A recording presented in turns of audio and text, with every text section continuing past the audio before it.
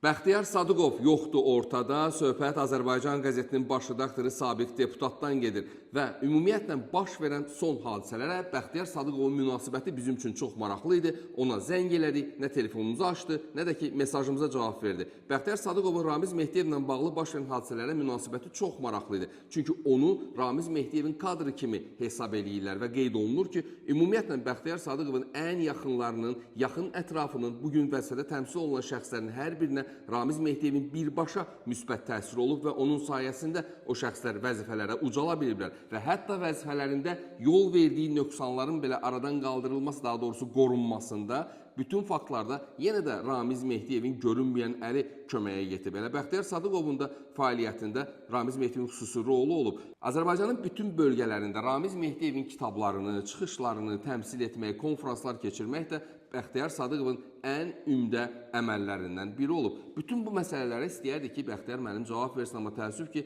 bir daha qeyd edirəm, o bizim telefonlarımıza cavab vermədi və çox maraqlıdır ki, Bəxtiyar Sadıqov ötən il məsələn parlamentdə Azərbaycan qəzetinin pulunun olmadığını və əgər pul ödənilməsə qəzetin bağlanacağı təhdidi ilə çıxış etmişdi. Və bu çox maraqlı məqamlardan biri də ondan ibarətdir ki, Bəxtiyar Sadıqov bəyən bilmir ki, Azərbaycan qəzeti dövlət büdcəsindən maliyyələşir. Azərbaycan qəzetinin bütün xərcləri dövlətin üzərindədir. Onun çapı da, onun əmək haqlarının ödənilməsi də. Bəs görəsən bu hansı davaydı və ümumiyyətlə o vaxtı Azərbaycan qəzeti ilə bağlı bu cür iddianın səsləndirilməsi kimə lazım idi? Və Bəxtiyar Sadıqovun həmən dövrdə səsləndirdiyi fikirlər düşmən mediasının əlinə söz vermişdi. Bəxtiyar Sadıqovun bu çıxışları imkan yaratmışdı ki, düşmən mediası Azərbaycan əleyhinə fikirlər səsləndirsinlər və bizi qınasınlar. Bəs yaxşı, Bəxtiyar Sadıqov pul davası eləyə bilirdisə, maraqlıdır, Ramiz Mehdiyevin bugün yaşanan proseslərdə və ümumiyyətlə dövlət çevrilişində əli olması ilə bağlı həyata keçirilən